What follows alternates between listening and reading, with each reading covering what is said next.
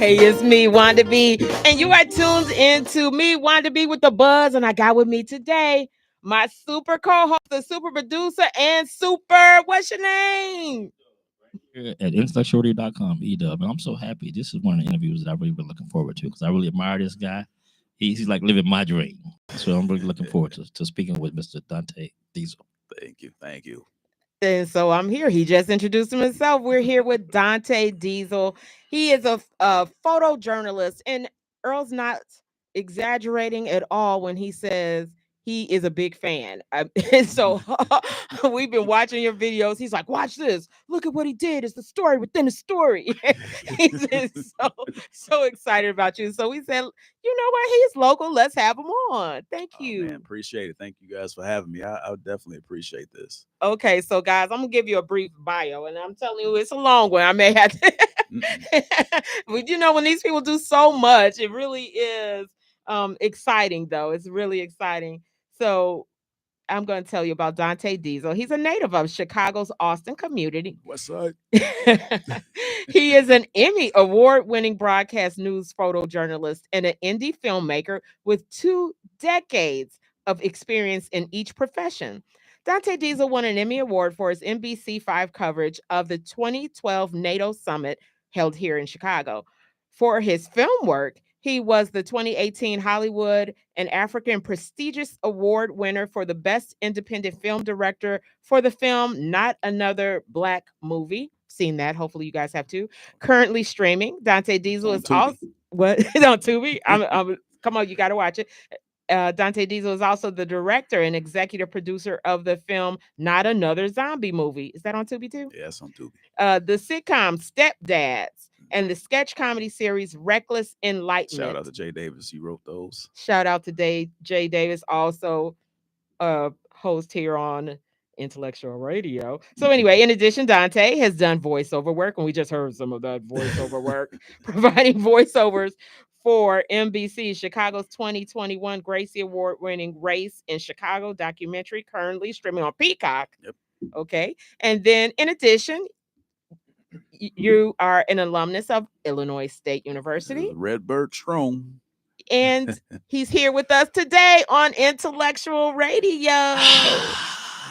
Thank you. Thank you. He's buzzing with me today. So I like to bring you, lately we've been trying to bring you people you should know. And Donte Diesel is definitely someone you should know. So give us like a brief history. Like, what made you want to go to be a photojournalist? Originally, I was just telling somebody the story today. I was on TV in '91 on public access on CAN TV. And as a kid, I was with a group of other kids and we were rapping, and I had a little 30-second rap that I messed up. And but one of the things that I looked at the cameras, and I looked at the studio and just that atmosphere, and I just wanted to return to it. And so that's one of the things that caught my eye at 12 years old, and I knew I needed to get back to that. So I always just did things creatively to get back to that point. Wow, at 12 years old, you felt drawn to the cameras that were in front of you. Yeah, originally, so I wanted to be an architect because I was one of those people. I've always liked building and being creative and putting stuff together. And somebody said, "Well, you need to do a lot of math for that." And like, yeah, I don't know if I want to do math all my life like that. So, and I was good. I wasn't bad at math, but it was just one of those things where I was like, yeah, I don't want to do that. That sounds boring. so I thought about what else I liked, and I looked at, I watched a lot of movies. I watched a lot of TV. People are still amazed, including my parents, that I remember stuff from when I was like little in the 80s that they don't even remember. Do you still have them? Like, do you go back and watch like little movies you made when you were younger? You have them? Yeah. My father had a camcorder back when I was he got a VHS camcorder when I was about 8. So he just will record everything. And before that, I got a camera. My mother they bought me a camera for, I think when I was like 5 or 6. It was still camera. So I would just go around taking pictures of whoever, all family members. And I knew I was going to do something with a camera. Oh, I love it. I love when people know follow their passion, know where they want to go Mhm. and go that direction. That is so cool. So Edub, like I mentioned, he definitely is a big fan, and he is. This is also kind of you're living like his dream job. Exactly, exactly. So let me ask you a question. So how did you choose the school that you went to? I went to Illinois State, and originally I thought I was going to go to HBCU, and the organization Ada S. McKinley in Chicago actually came to my high school, and they convinced me anyway to look at Illinois State, and so I decided I applied. Initially, I did not get accepted. So what happened is I got a rejection letter. I tell people the story all the time. I got a rejection letter in the mail, and I read that letter thoroughly, and I said, "Nope, I don't agree with this." So I got it on a Friday. The following Monday, I took it to my counselor. She called down the downtown office of Illinois State. They had a office on Michigan Avenue. Clarified some things on the application that they might have misconstrued, and lo and behold, I got an acceptance letter and got in. Yeah. That's incredible. Now, when you went in, was your major? Was did you already? Did you know in advance that you were going to do broadcasting? Or I did you? wanted to do communications, and I didn't. And the reason why is because I got on academic probation when I got to school. I was, hanging out, partying too much in my first semester. So I got back on track. And while I was trying to get into our communications program, I started studying sociology, and I developed a liking for sociology. And then I also found out that we had a film department. So we had a cinema studies program, and I minored in that. And so I just decided, I said, man, I don't want to do news. People don't like people in the news. and, and so I just decided I wanted to do film. I said I want to do more like TV shows and creating and directing and all that stuff. And so I actually minored in film, and I just kept sociology as a major, and I got a degree in sociology now. Now, do they marry together? Do you ever use the sociology Well, in photojournalism? yeah, all the time. I mean, simply because sociology is a study of different cultures and people, and so when you're out in the field and you're shooting and you're even conducting interviews or talking to anybody or trying to get somebody to talk, you kind of have to know. You got to know, like, I'm from the West Side. So you got to know the South Side. You got to know the North Side. You got to know the Black community. You got to know the Latino community. You got to know the white community. These are things that you have to pay attention to when you're doing this. What made you stay in the Chicago area? So many people do this and then think they should go to Hollywood, and you've made your name here in Chicago. Well, Chicago one is home. So I got a lot of family here, including my wife and kids. I've been with my wife since before I got into TV. To be honest with you, we met in college, and so that was one thing. But it's just the fact that I thought in Chicago we had a up and coming film industry. Back in the early 2000s, it wasn't what it is now. So when CineSpace came, that kind of gave me motivation. Plus, I started at NBC in 2008, and so going to NBC, I thought there was more upside, to seeing like Jerry Springer we just talked Right, about, right. and some other productions that were going on. So I said, okay, now I'm moving in the right direction. So And how did that seems like a quick. Did you go straight from Illinois State no, to NBC? no, no, no, no, no, no. So Yeah, I want to hear that story. I want to hear that path. so right. So I went to ISU. I did take communication courses. I took broadcast production. I took speech, and I took intro to mass comm. In addition to my film stuff, I took like documentary and film, and ethnicity and cinema and all these different things that kind of merged all these concepts. The biggest, I would say, the one of the most important uh, courses that I took was, and he's one of my college mentors, Scott Rankin. I took two courses called video art, and he taught me not only just he taught us not only like how to compose shots and put together stories, but he taught us the psychology behind the shots and psychology behind what goes into telling a story, so that you could tell different stories different ways.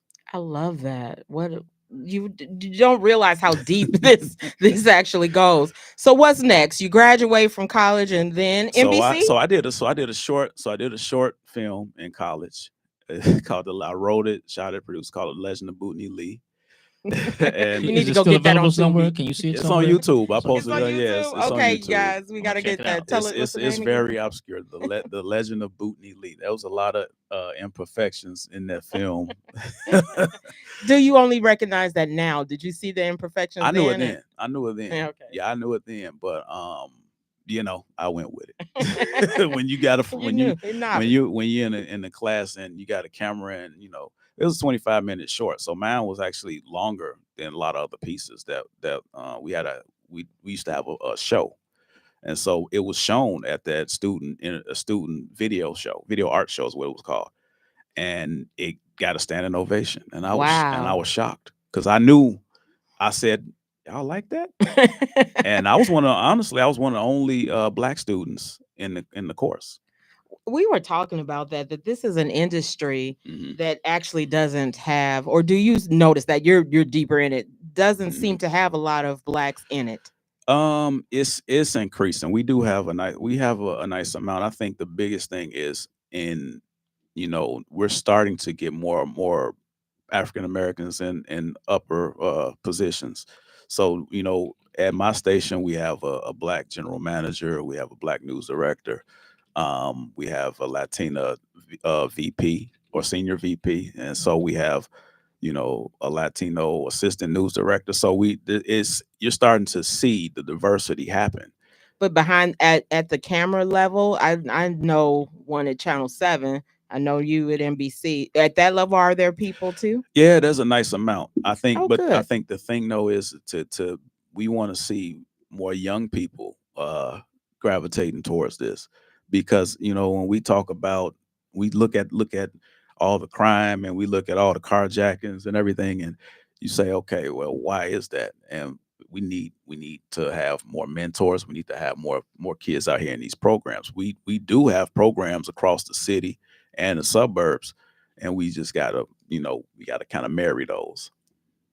So trade schools, they have trade schools for these sort of Hmm. things, and I know many people who have gone to the trade schools that offer Hmm. teaching you this Right. Now, kind of that's stuff. a very, very good question. Now, if someone was in high school Right. and they were interested in being where you want to be, would you recommend the 4 year traditional college like you went to, or like a school that's for profit that's a trade school? What I would you would recommend? I would recommend any school that puts you in contact with the people you need to be in contact with. But how do you know that if you haven't went So there yet? right. So I'm saying that takes research, but and going to the school and talking to professors, talking to any representatives from that school in that program, and saying, okay, do you guys help get us into internships? Do you help get us to to opportunities where we can shadow somebody, or are we going to be in contact?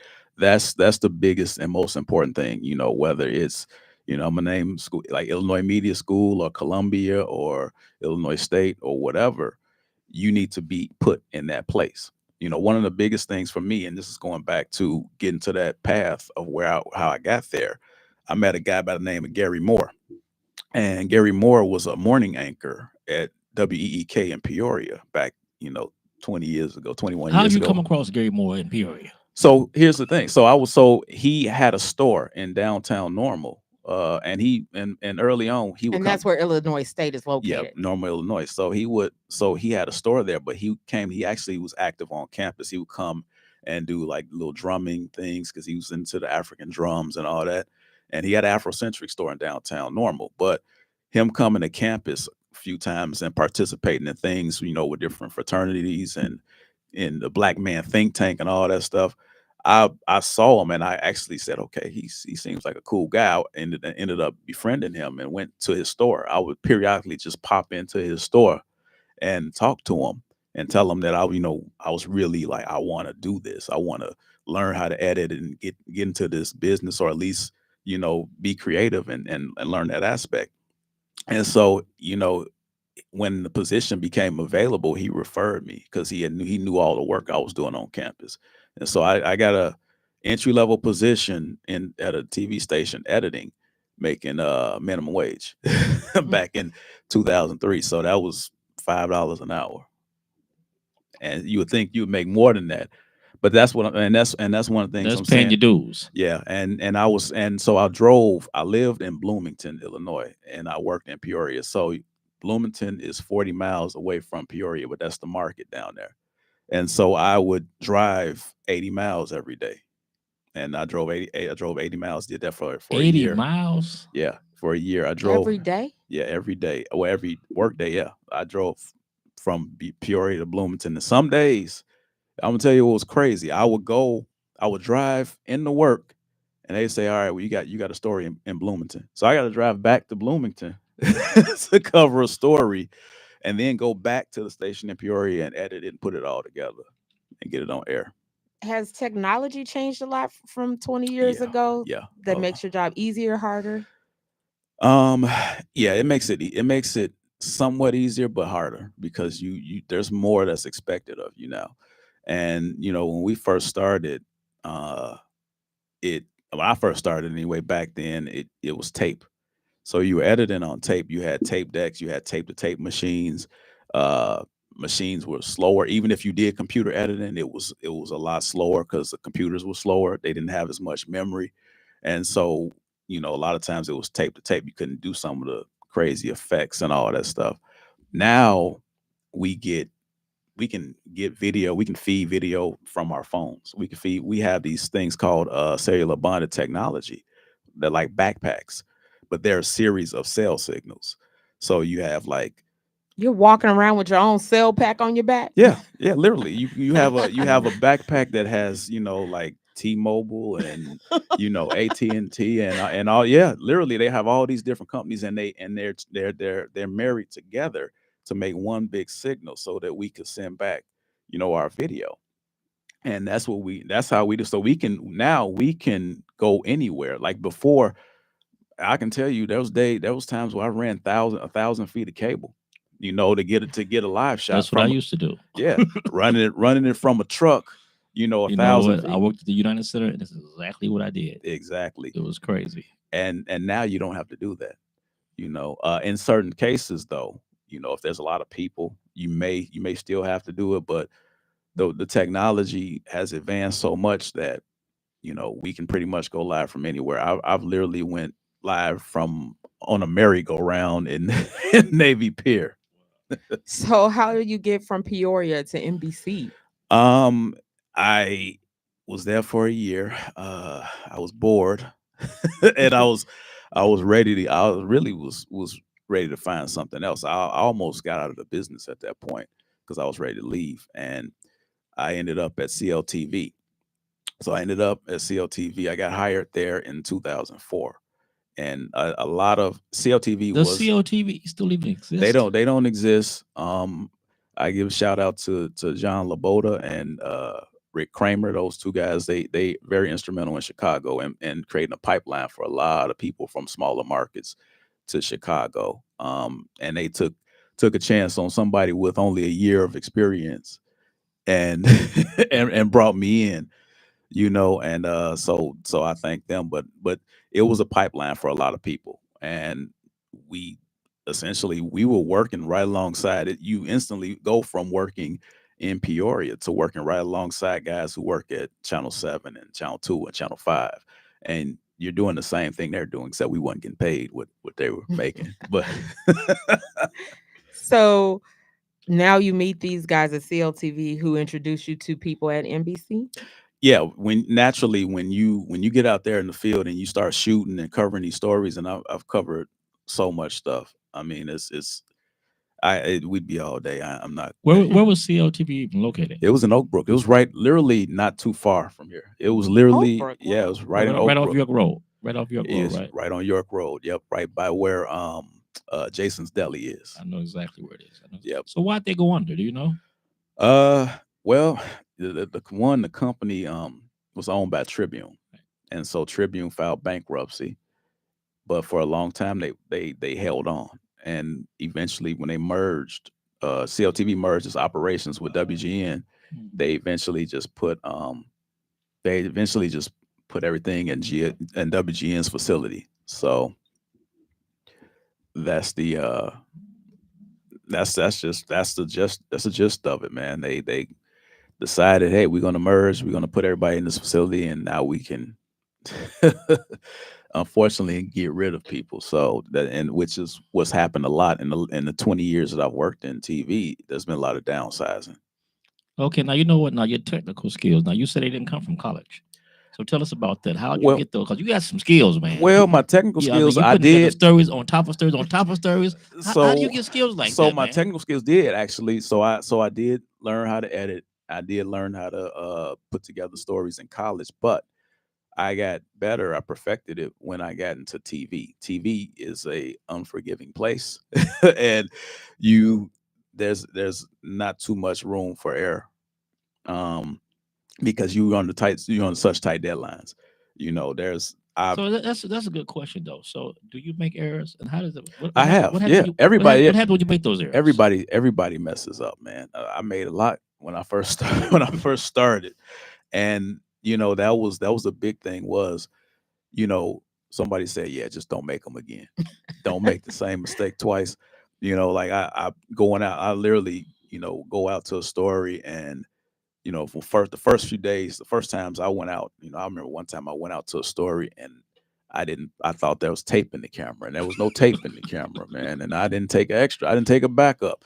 And so I'm like, oh, we get there, like, oh, we can't shoot anything because I don't Or have have. you ever had this situation where you shot something and it got back and you realized there was no sound?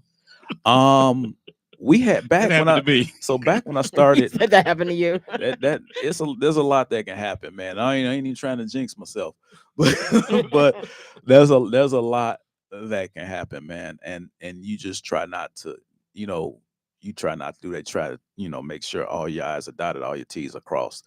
Making sure you got everything. Your batteries are charged. Like for me, like now, I not only have to have a camera batteries charged, I have to make sure we shoot on cards now. And so cards have to be cleared off, batteries have to be charged. I'm a drone operator, so I have to make sure I have two drones that I can choose from. I got to make sure the batteries are charged for the drones. I have to make sure I got lights, and all the lights So now. my question is, do you have an assistant? Because you're Right. responsible for a lot. No, You we need an don't. assistant. We don't have an assistant, man. But that's what I'm saying. And so that's what I'm saying is the difference with the job now versus back in the day.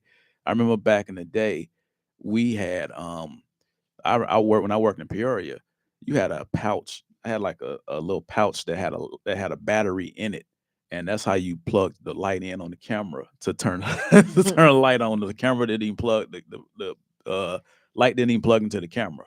It plugged into a separate battery pack, and like I say, it was tape. And then sometimes the tape heads in the camera would get dirty, and you take the tape out and get it back, and it have all these hits and stuff. And so now it's things have changed. Technology has changed over the last 20 years, and people are shooting stuff with cell phones now, not people that in TV as much, but I'm saying people out here are shooting everything with cell phones. We have to compete with the internet and social media. Man, it's a different landscape now. Okay, so walk me through a day. Okay, so you wake up in the morning. What time you wake up first of all? I wake up early, man. 3 o'clock, I do 4 o'clock. not. I don't. No, because I go to sleep that late. So I'm I'm a night owl. So I literally, and my wife telling me I don't usually sleep. But I sleep but about what time are 5 you up hours. ready to go to work? I'm up about 7 o'clock. I'm up about Okay, 6:30, okay. 7 Then you at o'clock. work by what time? What 8? I'm at work. My shift is 9:30 to 5:30. Okay, so tell me what once you wake up and get to work, walk me through your day. So usually I have to load up my vehicle. Now, since we take our vehicles home, my vehicles stay loaded up. So it's your personal vehicle. It's their vehicle. No, it's their vehicle. Is it marked with just says NBC? Mine is unmarked. Unmarked. Okay. Yeah, and so it's for security reasons. But typically it's already loaded up. I try to make sure it's loaded up. I have to also make sure batteries are charged. So you charge them up at the crib at home? Yeah. Okay. Yeah. I have to make sure batteries are charged. I have to make sure that, my cars are cleared off so I can be ready to shoot. Microphones are functioning. Like I say, I'm a drone operator, so I'm a licensed drone operator. So I You have to be licensed to be a drone operator. Yeah, because it's a in TV it's commercial. It's considered commercial use, and so you have to have a commercial. You have Interesting. to have a license to operate a drone in TV.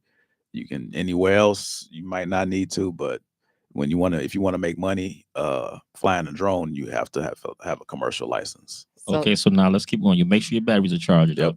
Then we So I drone make go is from there. charged. so everything's charged. I have to make sure I got a laptop. Laptop has to be charged, ready to go. Because like I say, I have to make sure I'm editing on that. It has to be clear and have space on it.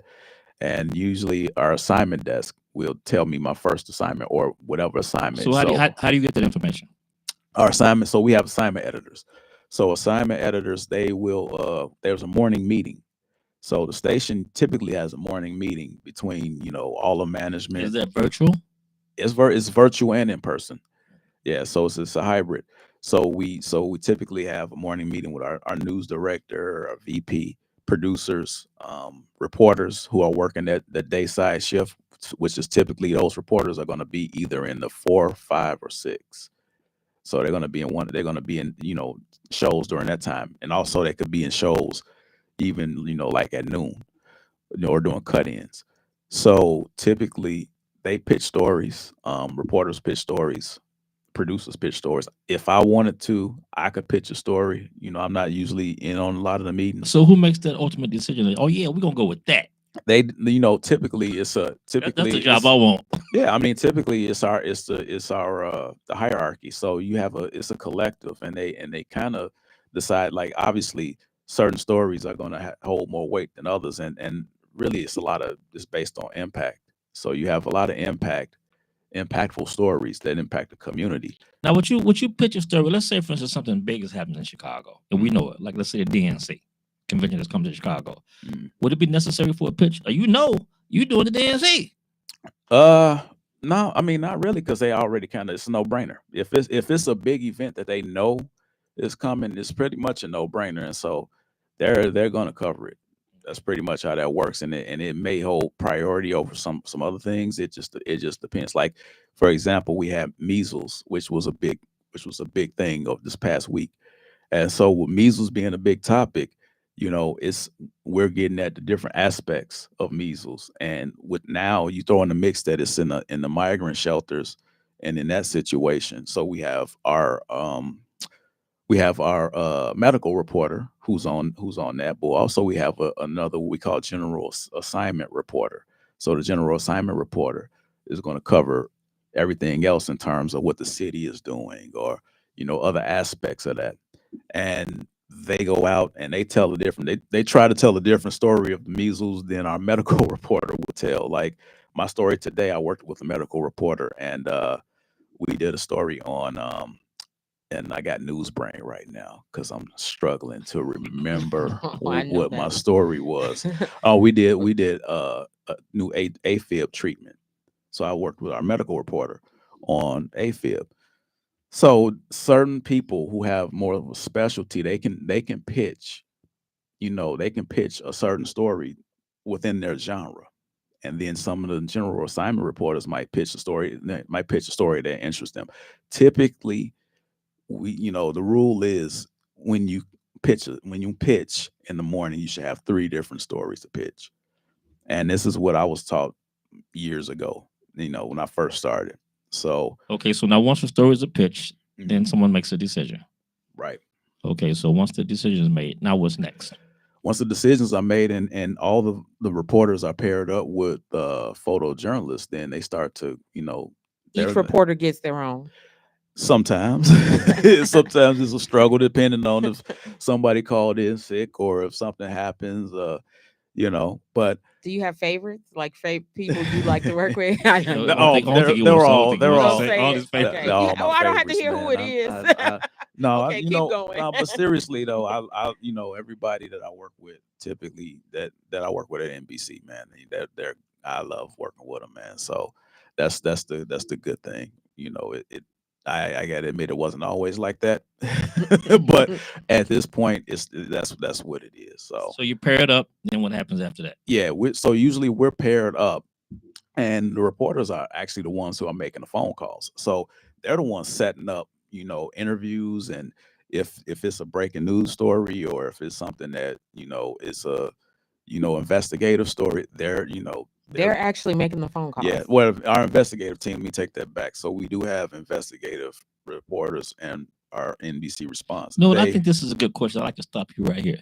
Now, when you go to these news stations, I've been to several. Matter of fact, we work at Fox right now, and you see all these people working. What are some of the positions that you would typically find at a news station? Because you see, of course, you see the reporters and you see the cameraman. But tell us about some of the other positions that people may be interested in that people are not aware about. Well, you have producers. So a lot of the producers, what do they do? They're responsible for stacking the show. So what that means is that they will take in feeds from all over the place and kind of stack them, and they create a rundown. And so in creating the rundown, that's essentially an order of how the stories are gonna air, on TV. And so producers are responsible mainly for that. And sometimes So they write, typically, they also write, and sometimes they edit now too. Okay, so typically, how many reporters would be at a station? How many producers would be at a station like, let's say, yours? We have so many. I got it. It 20? might be about 20. It could be. Producers. It's a lot of That's a lot. producers. So we have producers. We have like I said, news director, assistant news director. We have senior vice president. Our digital team. So we have our digital team has grown because we also have different platforms, meaning that we have internet, TV, and we have streaming. And so our digital team, and also social media.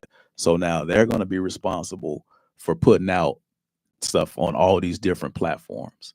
So I mean, that's so you have it's right now, to be honest with you, in the last 10 to 15 years, there's been a decrease in staffing. But when you look at some of these positions, these are positions that also people don't know about because they always see the reporter. Exactly, reporting cameraman, right? Right, Exactly. and they see the anchor or whatever, so they don't get to see those other positions that are just as important. So you're off with your partner and they've done all their research. You get to the place, and then what do you do? So my job typically is, I might, as I'm riding with the reporter, we might talk about the story. I have one reporter in particular, Regina Waldrop. She usually is good at sending a synopsis of her story, which this is what we use in the film world. And the synopsis with the initial pitch and then synopsis or log line. She does that, which is something that's completely different, but it's very helpful because it's something that we can actually read and see like a summary of what the story might So it gives be. you more idea of where you Right. where she wants it to go, and you can Well, follow. it's not necessarily where she wants us to go, but it's summarizing what we're looking at, because sometimes you may get different information when you interview people, and that story can change. So you don't. So you can and you don't know these people or what's could no, be you don't know. happening. Yeah, you don't know. So you can go. So you can easily, make a phone call and talk to somebody, and they give you a summary. But then all of a sudden, they're giving you information that you didn't know about. So now the reporter, who is not only taking this information in, they're writing the story, and their responsibility is to piece together that story. Right there on the site of whatever story they're Yeah. at. So like, just for instance, like a couple days ago, we did a story. Where was I? No, this was yesterday. I did a story on AI, uh, almost essentially you could say an AI sex crime, where this teen and 30 other teens at a school up in Richmond, Illinois, which is up by Wisconsin. They one kid altered pictures of them, took pictures of them off social media, and apparently allegedly did it with AI. And so now it's under investigation by the police up there. And so, we get there and you see a story like that. And the thing that helps us is we had one victim of this crime, and her mother spoke to us. So her mother spoke to us, and then she spoke to us. And she was 15 years old. And, kind of gave us, her emotion from that. So I mean, we have an idea going into it, but we don't always know until Because you didn't know you'd be able to get that interview from her yeah. that day. Well, yeah, and Wow. that's the thing too. Yeah, because you're like, we go up there. She's 15. She's in school, Right. so it's like, okay, we don't know what we're gonna get. So who writes the actual script? The reporters. The reporters that write the script. Yeah, Okay. the reporters write the scripts. Producers do write some of the stories, some of the what we call VOs or voiceovers, and the VOs are typically those stories that you see that pop up on screen, and the anchors read it. Okay. And So once you guys go out, you guys complete the story. Now what's next? we have to put it together. So once we shoot everything, get all the shots, get all the elements that we need for that story to tell that story, now we come back and we put it together. So now we have to, you know, the reporter goes through the interviews, she logs the interviews, or he or she logs the interviews, and then they start to kind of, you know, put them together, and I start writing it. My job, I'll send if I'm out in the field and I'm not near the station, I'm feeding the video back to the station. Now now here's my question. Now when you watch the news, it's usually a whole bunch of 1 or 2 minute clips of stuff. You know what I'm saying? Yep. So how long does it typically take to put together a 1 minute clip? Well, and that's the 1 thing. minute story. Well, yeah. Well, it depends, man. For I'll say from 2 different perspectives. So when I've done photo essays.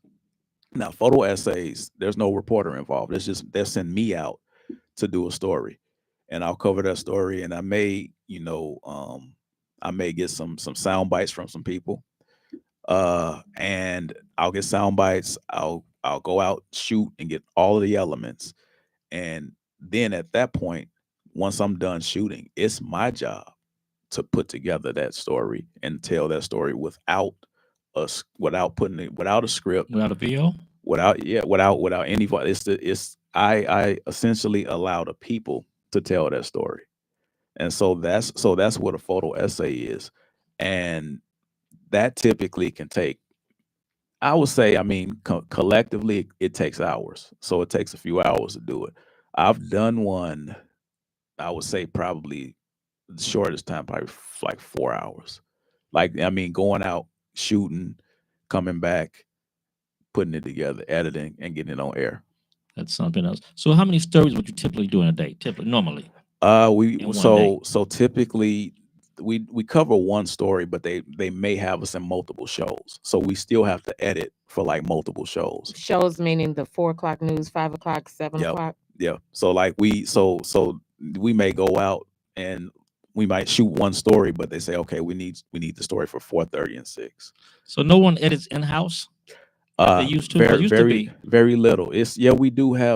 We have a couple people, but nobody really. There's no like dedicated editors like how we used to have. Like we had, like when I first started at NBC, we had edit bays Right, and exactly. specific. That's what I'm used to Yeah, seeing, we right. don't have that anymore.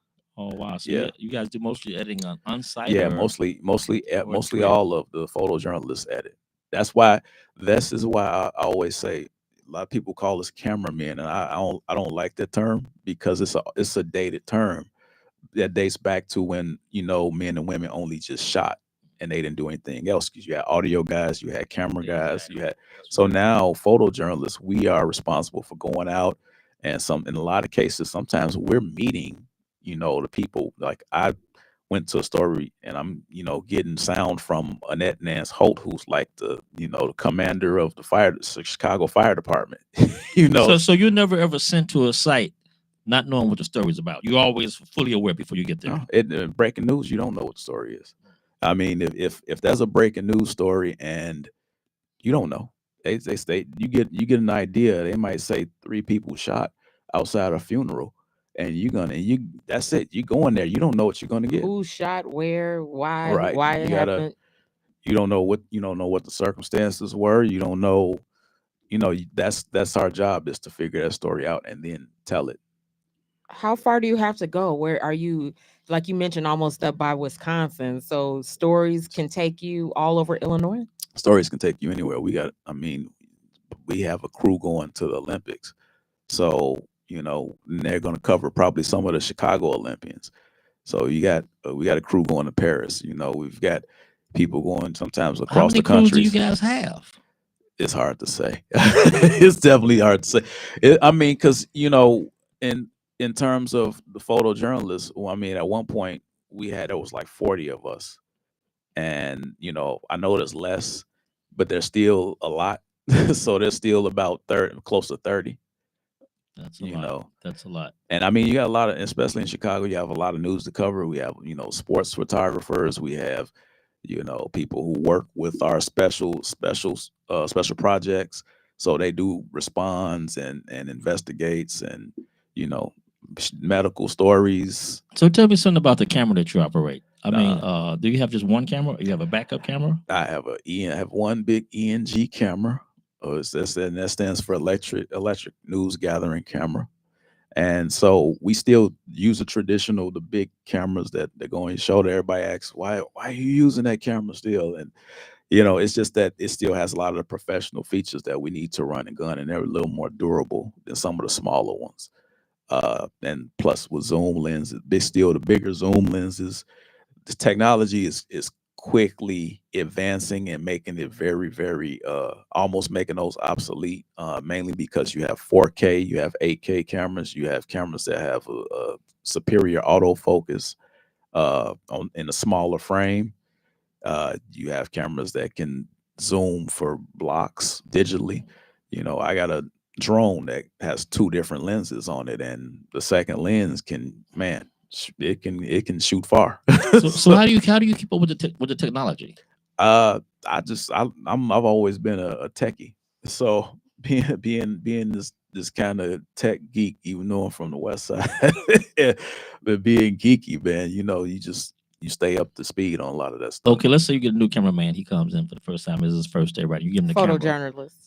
Thank I you, apologize. thank you, thank you. He comes in for the first time. This is his first day, and you show him the camera. What are some of the features or some of the things that he needs to know about that camera? He should already know that camera, man. If he's working with us, I'm just Well, saying. you know what? If he went to one of these trade schools, there's a pretty good chance that he's not going to know these. He wouldn't be coming in if he didn't know the camera.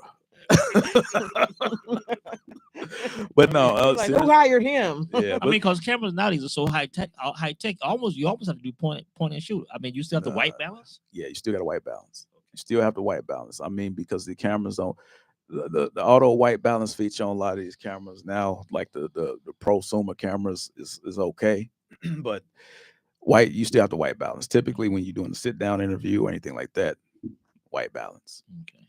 I want to know a little bit more about you. So I want to know, which filmmakers do you credit for influencing you? Thank you. Well, Robert Townsend is right there at the top of the list. I was very fortunate to meet him last year. He was, and I mean, that guy, especially coming from the same neighborhood, there's a big influence. John Hughes, who was from Chicago, but from the Chicago area, and Sherman Road is forever famous because of John Hughes, and the films that he did. And I would say Martin Scorsese. I like some of his films. I like the way he tells the story, and just like I saw. So one film I just saw, and I have to go and study. I was looking at what's his name, Cord Jefferson, is that his name?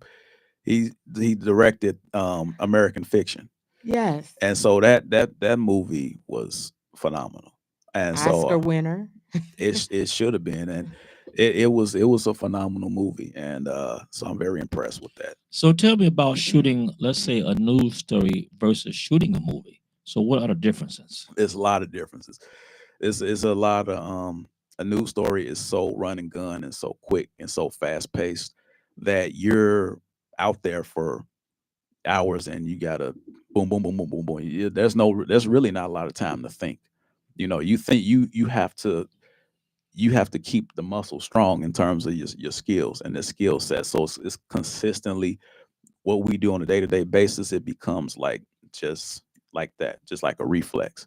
And so in editing, one of the things that, and a lot of my colleagues will tell you, I'm probably one of those people that they know I don't really freak out when it comes to that, because I mean, I've done this for 20 years. If I freak out now, I need to get out the business. So, I've been in situations where I've had a whole computer crash on me with 20 minutes to air, and I had to I would pull lose it. everything up. And I got coworkers who'll tell you this. They can vouch for me. I've had coworkers who tell you that I've cut stuff when back in the tape to tape days. It was 10 minutes. You had to, you cut and you tape going tape to tape. And I got so fast I could cut something in 10 minutes. So that's different. I mean, but you at that point you have to know, like as a photojournalist, what shots you're already editing in your head. So when you're shooting, when I'm out here shooting and covering whatever I'm covering, I have to know, bam, that's one shot, that's another shot, so I'm already pre-editing. And so most of my shots are not too much longer than 10 seconds that I'm getting. Film is completely different because you're going off of a script, you're going off of lines, you're going off of scenes and angles, and And plus, you can take 2, take 3, take 4, take 5. exactly. And as a director, like for me, you're in control. So if something doesn't look right, you can say, yeah, let's do it again. And then even editing the film, there's certain things you can do because you're at that point you're editing for emotion. And so it's a completely different mindset, and you have a lot of time, but when it comes to TV, you don't have. So tell us about the films if you worked on that, or if somebody else's films that you've acted with, like Jay Davis. Tell us about independent films you worked on. So working on being the director, executive producer of Not Another Black Movie. I want to say that Jay Davis. I love Jay. I've been knowing Jay for many, many years. I was a director, a producer on one of his first projects, and Jay, he's the man. And I see Jay doing definitely big things in the future. I really do. Yeah, he just sent me a script yesterday. I was he's reading. Good. I wish Jay would work on. I got a script for Jay. Well, yeah, I got a script for you, man.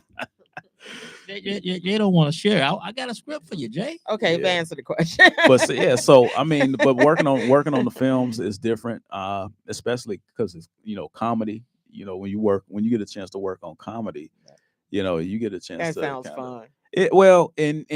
You still have to have a structure. Don't get me wrong. A lot of people think, and a lot of people have went out and just, hey, we're gonna shoot this today, and that might be cool, but you still have to have a structure. One of the biggest things I learned, back when I went to school was just that structure, and even news teaches me that. So when we go out and we shoot, it's like, we don't just have a script. Like he would tell, like I would break down the script and I would make shot lists, and we would do call sheets, and we would do all of that. And so I would literally break down each scene to a point of where I'll get a script, and I've wrote a couple sketches, but you get a script, you break it down scene by scene, and you say, okay, so I got this angle and this angle, and this scene, and we're going here, we're doing this, and we're doing, so like I know exactly what I want, and that just also I think comes from my news background of knowing that too. How'd you connect with Jay? Through Jay Hollins. Well, I know Jay. So Jay, yeah, so He's a bad boy. Me and Jay Hollins have known each other for 20 something years. We met in college too. So one of my favorite artists. I listen to his music all the time. And so I was doing a lot of videos for Jay Hollins, and so he told me one day, he said, I think he had just did Shots Fired with Jay. I worked with Jay on that. Yeah. So he was he was in that film, and so he suggested that I start working with him. And I'll tell you one thing. I've been following Jay's career since the very, very beginning. Mm-hmm. And what I like about Jay personally is his progression. Yep. That I've seen him progress from movies that kind of suck to movies that now that are really kind of good. Mm-hmm. And I think that's because of the people that he chooses to work with. Mm-hmm. Like he went from me to Donte Diesel. And you know what? And I'm gonna tell you something. That's a good thing. Yes. Because he has a lot more knowledge than I have about certain things. So he's actually on the right track. So Jay, big ups to Jay. I want to know what's your favorite story you've worked on, movie or story. Favorite. So my favorite story, I did a story with my father.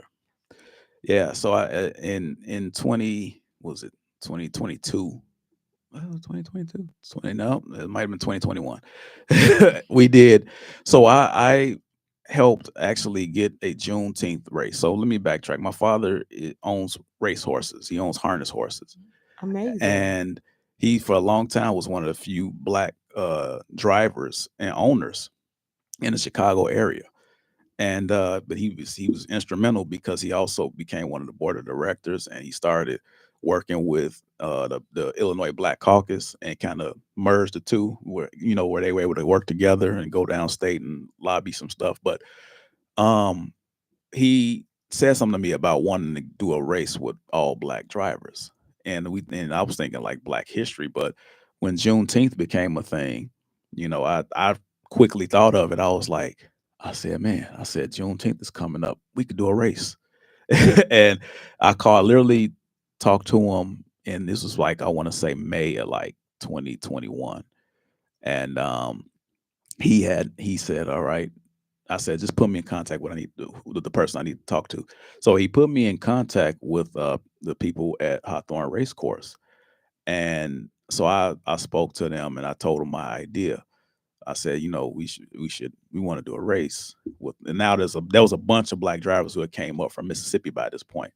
And so they were like happy. They were like, yeah, let's do it. I was like, oh, okay. And so we eventually I got a conversation going between the Hawthorne Race Course PR team and the Illinois Harness Horsemen's Association, and they got a race together. But we also did a story on it because it made history, being the first ever Juneteenth race in the state of Illinois. And so my father being, kind of instrumental in that, I got a chance to, spotlight him, spotlight the horsemen of the racetrack and talk about that. So it was something that was special to me. That is beautiful. Can we watch that on YouTube? It's on NBC's website. Is it? Yeah, I can give you a link, but the story is actually still up on NBC's website. Now, when we think of news, lots of times we think of sad things. Mhm. Did you ever do a story that just hit your heart? Like, this really hurts. Yeah, I had a lot of those stories, man. A lot of those stories, man. And I don't even want to. I'm not going to talk too much about those because I don't want to bring people down. But that's the downside of TV. You see things, you do things, you get out here, and you're like, wow, I didn't know I had to cover that. There's so many emotions that you're dealing with, and we we see it. We see, news in Chicago. We see, the crime, the violence, and things that affect people. And sometimes to have to turn the camera on somebody and put a mic in somebody's face, it's just as hard to do that. It's not something that you want to do, but you do it, and it does get the story out. But also, in some cases, you're able to give a person who's past dignity in doing that. I think I'll tell you one instance where I actually did that was there was a car crash, and these two brothers were killed in the car crash, and unfortunately, and so I was just sent there that morning to just go and get the shots of the scene. There was nobody there at that point, and I'm the only person, only crew there, and I know they're sending a reporter and another photographer. So I get shots of the scene, and there's still debris everywhere, and all of a sudden people show up, and they put up a memorial, and I'm like, wow, I'm like, wow, and I see like this so much emotion. I see these guys crying, and I actually just walk up to them and I say, hey, I hate to ask you guys this. I say, but are you I say, well, are you relatives? Or did you know the guys? And one girl says, yeah, this is their brother. And I said, what? She's like, yeah, this is their brother. And I said, oh my God, I'm sorry. I said, I'm so sorry for your loss. And I asked them, I said, what do you think you could just tell us about who your brothers were and just give us an idea of the type of people they were so we know? And he came over and full of tears, just, he just put it out there. And we took that, and we the only ones who got that. But those are the kind of things. Excuse me. Those are the kind of things. I'm not getting choked up on my throat. Just no, but those are the kind of things that no, those are the kind of things that, like I say, when you look at those situations and you turn it around and you give people dignity, even with that loss, and that's the responsibility that we have. I think a lot of people, when you look at social media, they kind of criticize the media, the mainstream media, and they don't understand that there's a lot of things we have to deal with. There's a lot of trauma that we have to deal with on a regular basis, and that goes unseen. Now you know what. Now you have a lot of people, in my opinion, who want to do what you do. So we're about to wrap up shortly because we have another show coming in. But if you had to give one piece of advice, just one piece of advice to someone who wants to be Donte Diesel, what would you suggest to them? They're in high school and they're singing in high school and they're looking at you and they say, "Man, I want to do what this guy do." What piece of advice would you have for that person? Keep learning. Understand that you have to keep learning. Just because you get into a position doesn't necessarily mean that it's going to be the same. It's going to change. It's going to evolve. The technology is going to change. The duties that you're going to have to do is going to change. So you have to keep learning. Once you understand that, stay open minded, keep learning. Never stop learning. So, are there any schools that you recommend for someone who's considering going to school to do what you do? Any schools that you would recommend? I recommend where I went to school. So I'm a big, I'm an advocate. Illinois State. I mean, they getting ready to get some of my money anyway because my son is heading down there in the fall. So we got a legacy, But Illinois State, U of I, Northwestern, Medill School. Their I school have a niece who's there right they're now. well known for that. They are very well known. I'm gonna say Columbia, even though they're having some problems right now, but but Columbia, they have a pretty good program. Illinois Media School is still good. I have I'm not serious. I have a mentee who went to Illinois Media School and now he's at Fox. Shout out to Stefan. He did his thing. But he went that route. He went to Illinois Media School, but then he had to go to a smaller market. That's the path for people. It's not necessarily, starting off here in Chicago or even going to Center Space or something like that. It's sometimes you go out to wherever and Circle back. Yep.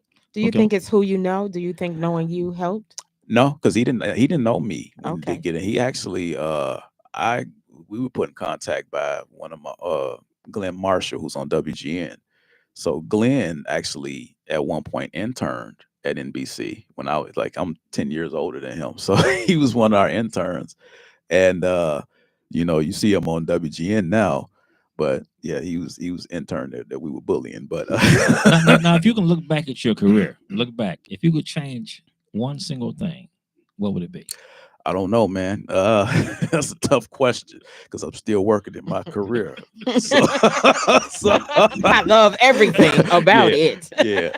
No, I mean, my initial goal was to not necessarily do news. I really wanted to make TV shows and films and do that. And seeing this strike this past year, kind of, I was They like, said, let me keep my day job. well, but it also let me know that, and things could be different. Things could be worse, or things could be better. We don't know. I'm where I'm at because of the path that I took. Wherever I go in the future, that's where God's gonna take me. So Well, I'm excited about your future. It's been exciting finding out about you, learning more, learning about the industry of being a photojournalist. And I ain't even tell none of the dirt Oh that the man, people that the okay. people really want to Part hear. two. Part two coming, y'all. Next month, part two, y'all. The dirt. The dirt of the business. Oh, you should have told us that. We're gonna have you back for that one. Well, I'll tell you, That's the man, dirty side. well, you know what? I'm gonna tell you something, man. I'm very excited, man, to have you on, and I can't wait to go back and listen, man, and listen and learn. I'm gonna take your advice and know what I do, man. I'm gonna just keep learning, man. Well, I just want to thank y'all because I love intellectual radio. Been coming here for years. The platform that you provide people, I've seen so many people come through here and get experience, and this was podcasting before podcasting became a thing. And like people don't even know. Like I say intellectual, like, well, what is that? Like, man, this has been around before all these podcasts. 15 years. Club Shay and all of them, man. Like, we just ain't got no Hennessy. Hey, we love you, man. We love you. We love you. Now, let's close this down one. You guys, thank you, Donte. We appreciate you. And you guys have been tuned into Wanda B with the Buzz on IntellectualRadio.com. Thank you, E-Dub. Hey, I'll say I enjoyed it.